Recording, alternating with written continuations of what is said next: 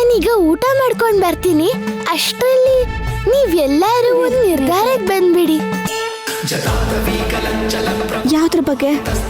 ಅದೇ ಅಮ್ಮ, ಯಾರು ಪ್ರಾಣ ಬಿಟ್ಟಿದ್ದಾರೆ, ಯಾರಿನ್ನ ಜೀವಂತವಾಗಿದ್ದಾರೆ, ಯಾರಿಗೇನಾಗ್ಬೋದು, ಏನೇನ್ ಮಾಡ್ತಾರೋ ವಿವರಿಸಿ ಹೇಳಬೇಕು ಅಲ್ವಾ? ಸರಿನಾ?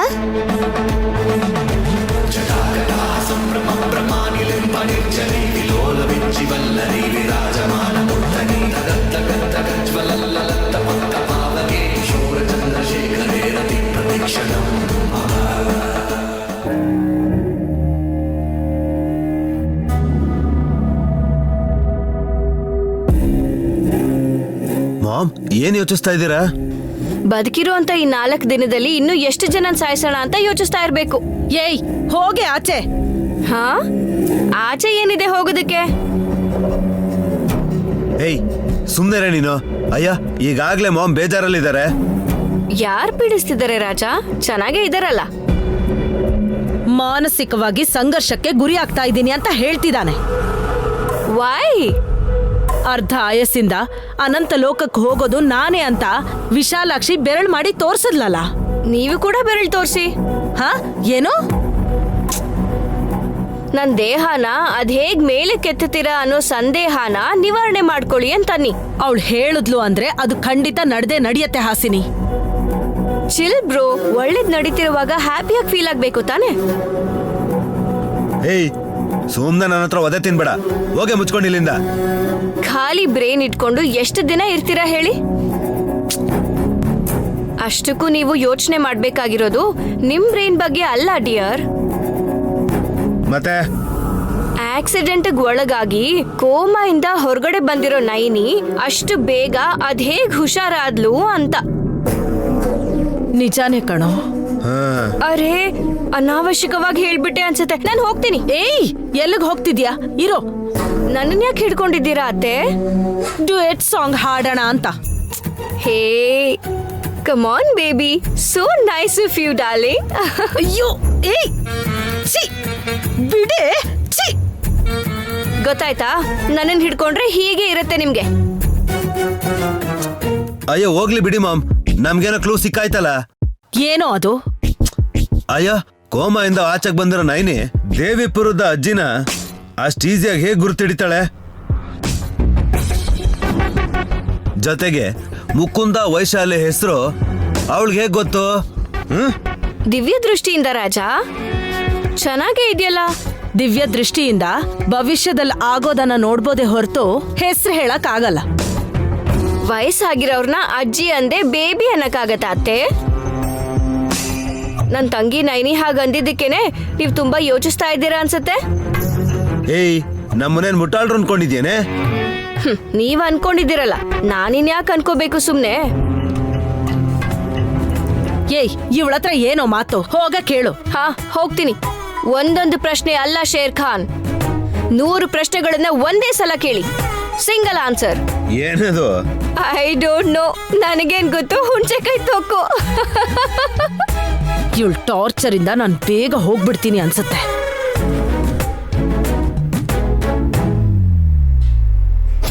ಪ್ರೆಗ್ನೆಂಟ್ ಆಗಿರುವಾಗ ಕೂದ್ಲು ಜಾಸ್ತಿ ಉದುರುತ್ತೆ ಅಂತ ಹೇಳ್ತಾರೆ. ಆದ್ರೆ ನನಗಂತೂ ನನ್ ಕೂದ್ಲನ್ನ ನಾನೇ ಕಿತ್ತು ಹಾಕೋಬೇಕು ಅನ್ನಿಸ್ತದೆ ನೈನಿ. ಯಾಕೆ ಚಿಕ್ಕಮ್ಮ? ಯಾಕೆ ಅಂತ ಕೇಳ್ತಿಯಲ್ಲ? ನಿನ್ನನ್ನ ಅಮ್ಮ ಅಂತ ಕರೆಯೋ ಆ ವಿಶಾಲಾಕ್ಷಿ ಮನೆಗೆ ಯಾಕೆ ಬಂದ್ಲೋ ನಂಗೆ ಗೊತ್ತಿಲ್ಲ. ಆದ್ರೆ ಮನೇಲಿ ನಾವು ಆಡ್ತಾ ಇದ್ದಿದ್ ನಾಟಕಕ್ಕೆ ತೆರೆ ಬೀಳೋ ಹಾಗೆ ಮಾಡಿದಾಳೆ. ಜೋರಾಗಿ ಮಾತಾಡ್ಬೇಡಿ ಅತ್ತೆ. ನನ್ ಬಾಯ ಹಾಗೆ ಕಣೋ, ಗುಸು ಗುಸು ಅಂತ ಮಾತಾಡಿದ್ರೆ ನಿಮ್ ಮಾವನ್ನೇ ಗದರಿಸ್ತೀನಿ ನಾನು. ನಾನೇ ತಪ್ಪು ಮಾಡ್ಬಿಟ್ಟೆ ಚಿಕ್ಕಮ್ಮ. ಕೋಮಲಿದ್ದವಳು ಹೊರಗೆ ಬಂದ ಹಾಗೆ ನಾಟಕ ಮಾಡಿದ್ನೆ ಹೊರತು ಅಜ್ಜಿ ನೋಡಿ ಯಾರು ಇವರು ಅಂತ ಒಂದು ಮಾತು ಕೇಳಿದಿದ್ರೆ ಚೆನ್ನಾಗಿರ್ತಿತ್ತು. ಹಾಗಂದಿದ್ರೆ ಮಿಕ್ಕಿದ ಕತೆನ ನಾವು ಮುಗಿಸ್ತಾ ಇದ್ವಿ ಅತ್ತಿಗೆ.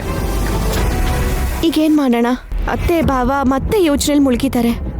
ಮತ್ತೆ ನಾನು ನೈನಿನ ತ್ರಿನೇತ್ರಿನ ಅನ್ನೋ ಅನುಮಾನ ಬಂದಿದೆ ಅಂದ್ರೆ ಮನೆನೆಲ್ಲ ಹುಡ್ಕೋ ಅಂತ ಪ್ರಯತ್ನ ಮಾಡ್ತಾರೆ. ಕೆಲ್ಸದಲ್ಲಿ ಕೆಲ್ಸ ಅಂತ ಪೊರ್ಕೆ ಮಾಪು ಕೊಟ್ಟು ಮನೆ ಕ್ಲೀನ್ ಮಾಡಿಸಿದ್ರೆ ಚೆನ್ನಾಗಿರುತ್ತೇನೋ. ನೀವ್ ಈ ಟೈಮಲ್ಲಿ ಜೋಕ್ ಮಾಡಬೇಡಿ ಅತ್ತೆ. ಮನೇಲಿ ಮೂಲೆಲ್ಲೂ ಚೆಕ್ ಮಾಡ್ತಾ ಇರ್ಬೇಕಾದ್ರೆ ಕೆಲಸದಲ್ಲಿ ಕೆಲ್ಸ, ಶುಚಿ ಶುಭ್ರತೆ ಕಾರ್ಯಕ್ರಮನೂ ಕೂಡ ದಿಗ್ವಿಜಯವಾಗಿ ಮಾಡ್ಬೋದು ಅಂತ ಹೇಳ್ತಿದ್ದೀನಿ ಕಣೋ. ಅದು ಹಾಗಲ್ಲ ಚಿಕ್ಕಮ್ಮ. ಇವಾಗ ಅತ್ತೆ ಭಾವನ್ನ ತಡೆಯೋದ್ರ ಬದಲು ವಿಶಾಲಾಕ್ಷಿ ಶಕ್ತಿ ಸಾಮರ್ಥ್ಯನ ಹೇಗೆ ಉಪಯೋಗಿಸ್ಕೋಬೇಕು ಅಂತ ಯೋಚನೆ ಮಾಡಬೇಕು. ಡೈವರ್ಟ್ ಮಾಡಬೇಕು ಅಂತ ನೋಡಿದ್ರು ವಿಶಾಲಾಕ್ಷಿ ಕೇಳೋದಿಲ್ಲ. ಅವಳು ಹೇಳಬೇಕು ಅನ್ಕೊಂಡಿರೋದನ್ನ ಹೇಳೇ ಬಿಡ್ತಾಳೆ. ಆ ಮಗುಗೆ ಯಾರು ಹುಲಿಯ ಹಾಲು ಕುಡಿಸಿದಾರೋ ಗೊತ್ತಿಲ್ಲ, ಆದ್ರೆ ಒಂದು ಮಾತಾಡಿದ್ರೆ ಪಂಜದಿಂದ ಪರ್ಚದ ಹಾಗಿರತ್ತೆ. ನೇರವಾಗಿ ಮಾತಾಡೋದು ಒಳ್ಳೇದೆ. ಕೆಲವೊಂದ್ಸಲ ಪ್ರಾಬ್ಲಮ್ ಆಗುತ್ತೆ. ಅವ್ರಿಗಲ್ಲ ವಿಕ್ಕಿ, ನಮಗೆ ಪ್ರಾಬ್ಲಮ್. ಅದೇ ಹೇಳ್ತಾ ಇರೋದು. ನಮ್ಮನ್ನ ಇಕ್ಕಟ್ಟಿಗೆ ಸಿಕ್ಕಾಕ್ಸೋದು ಅಲ್ಲದೆ ತಿಲೋತ್ತಮ ಅತ್ತೆ ಸುದ್ದಿ ಕೂಡ ಹೋಗ್ತಾಳೆ. ಅದ್ಗೆ ಈಗೋಗಿ ಏಟ್ ಬಿದ್ರೆ ದಾಳಿ ಮಾಡ್ತಾಳೆ ಅಂತ ವಿಶಾಲಾಕ್ಷಿಗೆ ಏನ್ ಗೊತ್ತು ಪಾಪ. ಆಮೇಲೆ ಏನಾಗತ್ತೋ ಏನ್ ಕತೆನೋ. ನಾವು ಎಲ್ಲಾ ತರದಲ್ಲೂ ಪ್ರಿಪೇರ್ ಆಗಿರ್ಬೇಕು. ನಾವು ಮನ್ಸಲ್ಲಿ ಅನ್ಕೊಂಡಿದ್ದು ಕೂಡ ಅವಳು ಗ್ರಹಿಸ್ತಾಳೆ. ಹೌದು ವಿಕ್ರಾಂತ್ ಅವ್ರೆ, ಮನ್ಸಲ್ಲೊಂದು ಅನ್ಕೊಂಡು ಹೊರಗೆ ನಾವು ಬೇರೆದೇ ಹೇಳಿದ್ರೆ ಇರೋ ವಿಷಯನ ಯಾಕೆ ಹೇಳಿಲ್ಲ ಅಂತ ಅವಳು ಹೇಳಿದ್ಲು ಅನ್ಕೊಳ್ಳಿ. ನಮ್ ಕತೆ ಗೋವಿಂದ. ಮೊದಲು ನೀವು ಸುಮ್ಮನಂಗೆ ಬುದ್ಧಿ ಹೇಳಿ. ಅವಳೇ ಬೇಡ್ತಿರೋ ಅನುಮಾನದಲ್ಲಿ ಅತ್ತೆ ಭಾವ ಮನ್ಸಲ್ಲಿ ವಿಷ ಬೀಜನ ನೆಡ್ತಾ ಇದ್ದಾಳೆ. ನಾನು ಡೀಲ್ ಮಾಡ್ತೀನಿ.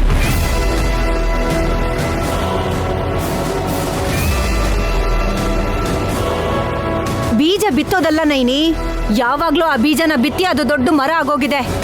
ನಿನ್ ತಂಗಿ ಅಂತ ಪರ ವಹಿಸ್ಕೊಂಡ್ ಬರ್ಬೇಡ. ನಿಮ್ಮ ಬಗ್ಗೆ ನಂಗೆ ಗೊತ್ತಿದೆ ಚಿಕ್ಕಮ್ಮ. ಈಗ ನನ್ನ ಬಗ್ಗೆ ವಿಶಾಲಾಕ್ಷಿ ಎಲ್ಲರ ಹತ್ರ ಏನು ಹೇಳ್ತಾಳೋ ಅನ್ನೋ ಭಯ.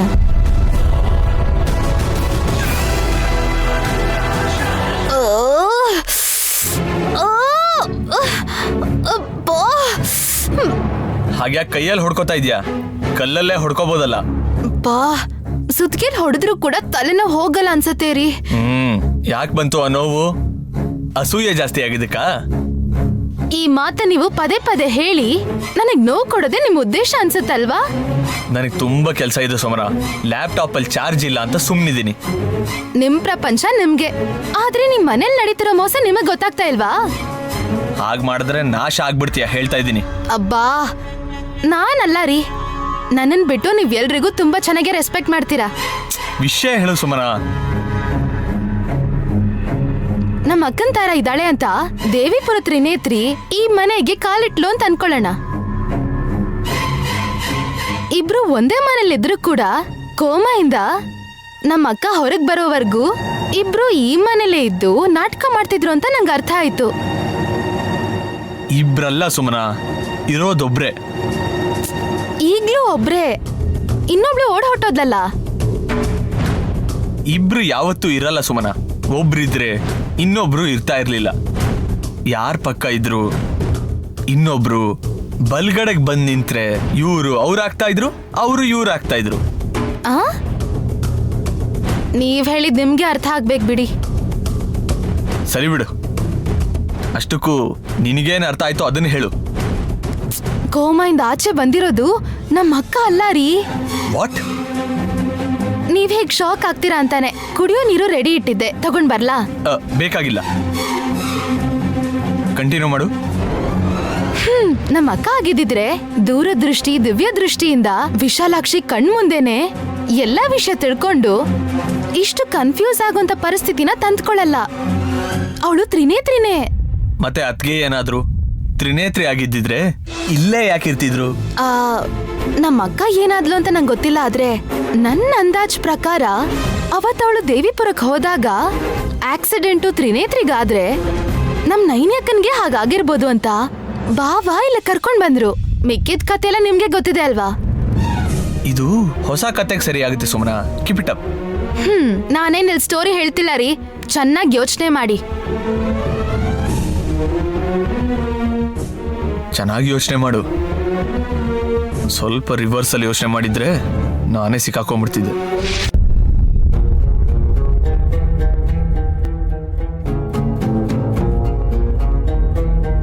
ನೋಡಿದ್ರ ಮಾಮ್, ನಮ್ಗೆಲ್ಲ ತಲೆಗೆ ಹುಳ ಬಿಟ್ಬಿಟ್ಟು ಇವಳು ಮಾತ್ರ ನಿದ್ರೆ ಮಾಡ್ತಾ ಇದ್ದಾಳೆ. ನಿದ್ದೆ ಮಾಡಿಲ್ಲ ಕಣೋ, ಧ್ಯಾನ ಮಾಡ್ತಿದ್ದಾಳೆ. ಏನಮ್ಮ ತಾಯಿ, ಮಾಡಿದ್ ಸಾಕು. ಕಣ್ಬಿಟ್ಟು ನಮ್ ಸಮಸ್ಯೆನ ಬಗೆಹರ್ಸಮ್ಮ ತಾಯಿ. ವಿಶಾಲಾಕ್ಷಿನ ಸ್ವಲ್ಪ ಹೊತ್ತು ನೆಮ್ಮದಿಯಾಗಿರೋದಕ್ ಬಿಡಲ್ಲ ಅಲ್ವಾ? ಮೊದ್ಲು ನಮಗ್ ಮನಶಾಂತಿ ಇರ್ಬೇಕಲ್ವಾ ಅಕ್ಕ? ಇವಾಗಂತದ್ದೇನಾಯ್ತು ಅಂತ? ವಿಶಾಲಾಕ್ಷಿ ಮಾಯ ಮಾಡ್ತಾಳೆ ಅಂತ ಗೊತ್ತು ಚಿಕ್ಕಿ, ಆದ್ರೆ ಈಗ ನಮ್ಮ ಅಕ್ಕ ಮಾಯ ಮಾಡ್ತಾಳ ಇಲ್ಲ ಅಂದ್ರೆ ಇವಳ ಮೊಮ್ಮಗಳೇ ಮ್ಯಾಜಿಕ್ ಮಾಡ್ತಾಳೋ ಅದನ್ ತಿಳ್ಕೊಬೇಕಲ್ವಾ ಮೊದ್ಲು.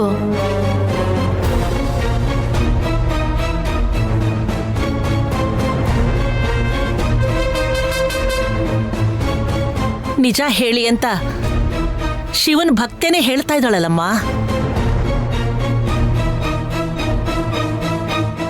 ಯಾರು ಯಾವ ಸುಳ್ಳು ಹೇಳ್ದೆ ನಾವು ನಮ್ ದಾರಿಗೆ ಹೋಗೋ ಹಾಗೆ ಸಹಾಯ ಮಾಡ್ರಮ್ಮ.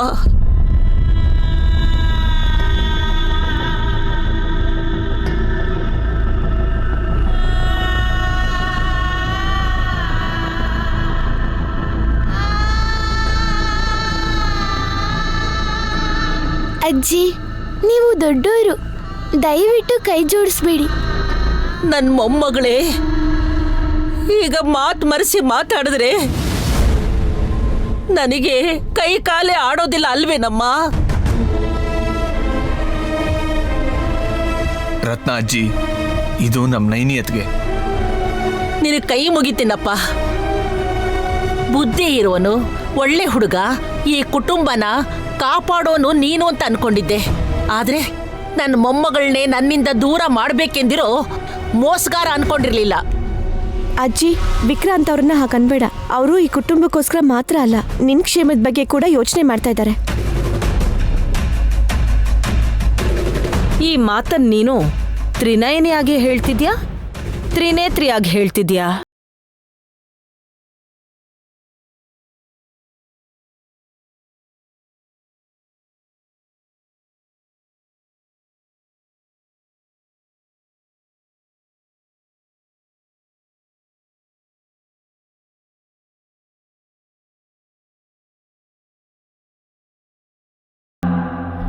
ಯಾಕೆ ಬೇಡದಿರೋ ಮಾತುಗಳನ್ನೆಲ್ಲ ಆಡ್ತೀಯ ಇವಾಗ? ನಿಜ ಹೇಳು ಅಂತ ಇದೀವಲ್ಲಮ್ಮ.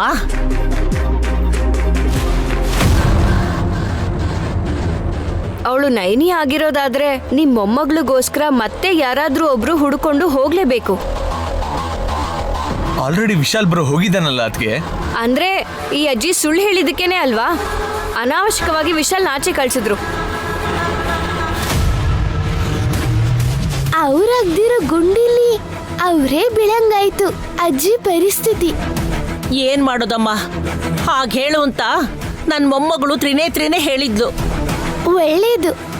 ಮತ್ತೆ ಕೋಮಾದಲ್ಲಿರೋ ನೈನಮ್ಮ ಹುಷಾರಾದ್ಮೇಲೆ ನೈನಿ ತರ ನಾಟಕ ಮಾಡ್ತಿದ್ದ ನಿಮ್ ತ್ರಿನೇತ್ರಿ ಎಲ್ಲಿಗೆ ಹೋದ್ಲು?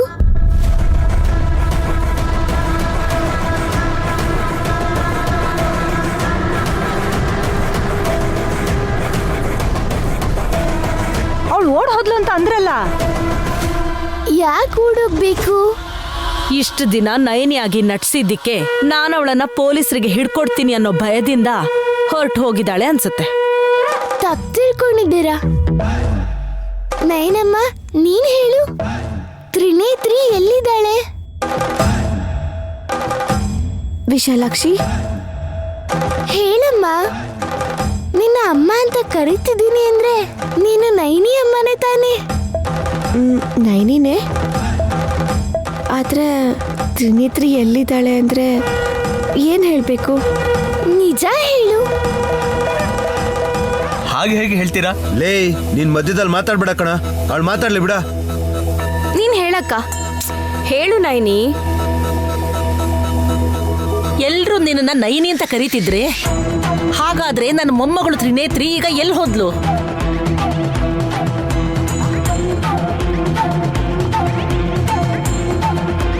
ಅಮ್ಮನ್ಗೆ ಗೊತ್ತಿದೆ ಅಜ್ಜಿ. ಹೇಳಮ್ಮ ನೈನಿ, ನನ್ನ ಕಂದ ಎಲ್ಲಿದ್ದಾಳೆ?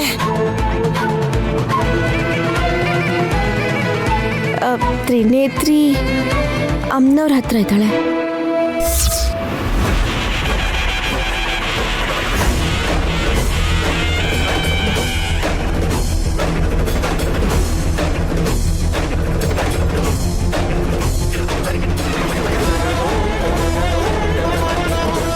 ಅಮ್ನೋರ್ ಹತ್ರನಾ? ಯಾವ ಅಮ್ಮನವರು? ಕಾಳಿಕಾದೇವಿ ಅಮ್ಮನವರು. ಕಾಳಿಕಾದೇವಿ ಅಮ್ಮನವರ? ಏನಮ್ಮ ನೀನ್ ಹೇಳ್ತಿರೋದು? ಆ ದೇವಿಪುರದಲ್ಲಿರೋ ಕಾಳಿಕಾ ದೇವಿ ಅಮ್ಮನವ್ರ ಹತ್ರ ಇದ್ದಾಳ?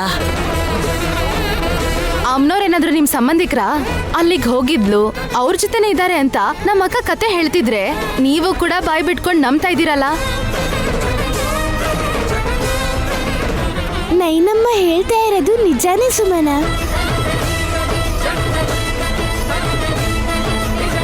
ನಿಜ ಹೇಳು ಅಂತಂದ್ರೆ ನೈನಿ ಹೇಳಿದ್ಲು. ಸುಳ್ಳು ಹೇಳಿದ್ರೇನೆ ನಂಬೋದು ಅನ್ಸತ್ತೆ ಇವರು. ಏಯ್, ನನ್ ಮೊಮ್ಮಗಳು ಕೂಡ ಅಮ್ಮನವರ ಭಕ್ತಳು. ಕಾಡಲ್ಲಿರೋ ಕಾಳಿಕಾದೇವಿ ಗುಡಿಗೆ ವಾರದಲ್ಲಿ 2-3 ಸಲ ಹೋಗ್ ಬರ್ತಾಳೆ. ನೀನು ಹುಷಾರಾಗೋವರೆಗೂ ನಿನ್ ಥರನೇ ಇರ್ಬೇಕು ಅಂತ ಇಲ್ಲೇ ಎಷ್ಟೋ ದಿನಗಳಿಂದ ಉಳಿದಿದ್ಲಲ್ವಾ? ಈಗ ಆ ತಾಯಿ ನೆನಪಾಗಿ ಅಲ್ಲಿಗೆ ಓಡೋಗಿರ್ತಾಳೆ. ತಾಯಿ ಇಲ್ದೇ ಇರೋ ಮಗು, ಅಮ್ಮನವರೇ ಅವಳಿಗೆಲ್ಲ ಈಗ.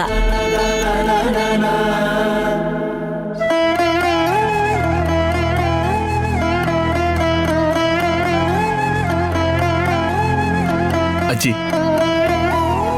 ನಮ್ಮ ಅದಕ್ಕೆ ಹೇಳಿದ್ರಲ್ಲ, ಇವಾಗ ನಿಮ್ ಮನ್ಸಿಗೆ ನೆಮ್ಮದಿ ಅನ್ಸ್ತಾ? ಸಾಕಪ್ಪ, ವಿಷಯ ಗೊತ್ತಾಯ್ತಲ್ವಾ? ನಾನೀಗ ಊರ್ಗ್ ಹೋಗ್ತೀನಿ. ಲೇ ಮುಕುಂದ, ವೈಶಾಲಿ, ಬ್ಯಾಗ್ಗಳೆಲ್ಲ ತಗೊಂಡ್ ಬನ್ರಿ, ಊರ್ಗ್ ಹೋಗೋಣ. ಅವರು ಮನೇಲಿಲ್ಲ ಅಜ್ಜಿ. ಇಲ್ವಾ? ಹೊರಗೋಗಿದಾರಾ?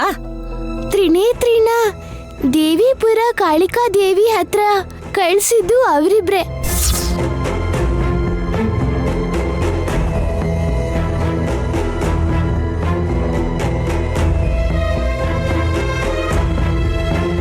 ಜೊತೆ ಕರ್ಕೊಂಡು ಹೋಗೋದ್ ಬಿಟ್ಟು ಮೊದ್ಲು ನನ್ನ ಮೊಮ್ಮಗಳನ್ನ ಕಳಿಸಿ ಇವರಿಬ್ರು ಅದೆಲ್ಲಿ ಹೋಗಿದ್ದಾರೆ ಅಂತ. ಅವ್ರು ಬರೋವರೆಗೂ ನೀನು ಇಲ್ಲೇ ಇರು ಅಜ್ಜಿ. ಆಮೇಲೆ ನೀವು 3 ಜನ ಒಟ್ಟಿಗೆ ಹೋದ್ರಾಯ್ತು. ಅಲ್ಲಿ ಅವಳು ಒಬ್ಳೇ ಇರ್ತಾಳೆ ಅಂತ. ಅಮ್ಮನವರೇ ಜೊತೆಗಿರ್ಬೇಕಾದ್ರೆ ಇನ್ಯಾಕ್ ಚಿಂತೆ ಮಾಡ್ತೀರಾ? ಆಗ್ಲಿ ಬಿಡು. ನನ್ನ ಮಗಳು ಅಳಿಯ ಸಾಯಂಕಾಲ ಬಂದ್ರೆ ರಾತ್ರಿನೇ ಹೊರಟೋಗ್ಬಿಡ್ತೀವಿ. ನನ್ಗೊಂದು ಡೌಟು ವಿಶಾಲಾಕ್ಷಿ. ಕೇಳು. ಮುಕುಂದ ವೈಶಾಲಿನೇ ತ್ರಿನೇತ್ರಿನ ಅಮ್ಮನವ್ರ ಹತ್ರ ಕಳ್ಸಿದ್ದಾರೆ ಅಂತ ನಿನಗೆ ಹೇಗ್ ಗೊತ್ತು? ನನಗೆ ಗೊತ್ತಿಲ್ದೇ ಇರೋದು ಏನೂ ಇಲ್ಲ. ಇದೆ ಅಂತಂದ್ರೆ ಅದು ನಿಮ್ ಭ್ರಮೆ ಆಗಿರುತ್ತೆ. ಅದು ಕೂಡ ಆ ಶಿವನ್ ಲೀಲೆ ಆಗಿದ್ರೆ ಆ ಹೊತ್ತಲ್ಲಿ ನಾನು ತಿಳ್ಕೊಳಕ್ಕೆ ಸಾಧ್ಯ ಆಗುತ್ತೋ ಏನೋ ಅಷ್ಟೇ.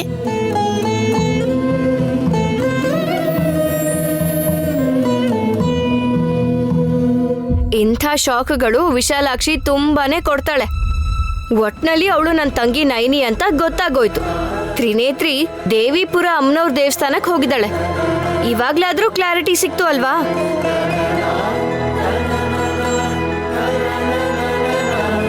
ಇವಾಗ ತಿಳ್ಕೊಳ್ಬೇಕಾಗಿರೋದು ಇನ್ನೊಂದಿದೆ. ಏನದು? ನೀವ್ ಯಾವಾಗ ಸಾಯ್ತೀರಾ ಅಂತ. ಏಯ್, ಏನೇ ಮಾತಾಡ್ತಾ ಇದೀಯ ನೀನು? ಬ್ರೋ, ಅತ್ತಿಗೆ ಮೇಲೆ ಕೋಪ ಮಾಡ್ಕೋಬೇಡ. ವಿಶಾಲಾಕ್ಷಿ ಹೇಳಿದ ಮಾತನ್ನ ನೆನಪು ಮಾಡಿದ್ರು ಅಷ್ಟೇ.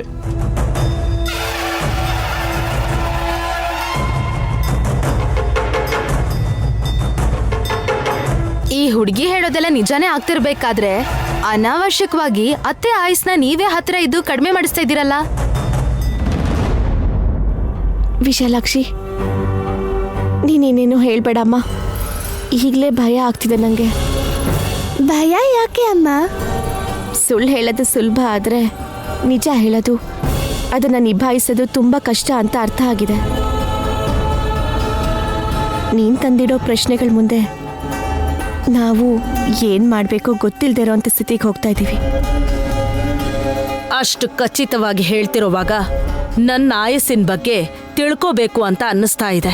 ಹೌದು ಅತ್ತಿಗೆ, ಏನಾದ್ರೂ ಗಂಡಾಂತರ ಬಂದ್ರೆ ಮುಂಚೆನೆ ಗೊತ್ತಾಗತ್ತೆ. ಹಾ, ನಿಜಾನೇ. ನಿಮ್ಗೆ ಆಪತ್ತಾಗುತ್ತೆ ಅಂದ್ರು ನೈನಿ ಹೇಳಲ್ಲ ಅನ್ಸುತ್ತೆ ಮಾಮ್. ಅಮ್ಮ ವಿಶಾಲಾಕ್ಷಿ, ನಮ್ಮಮ್ಮ ಇನ್ನೂ ಎಷ್ಟು ದಿನ ಬದುಕಿರ್ತಾರೆ? ವರ್ಷಾನ್ಗಟ್ಲೆ ಅಲ್ಲ ಚಿಕ್ಕಪ್ಪ, ಕೇವಲ 4 ಅಂದ್ರೆ 4 ದಿವಸ ಬದುಕ್ತಾಳೆ ಅಷ್ಟೇ.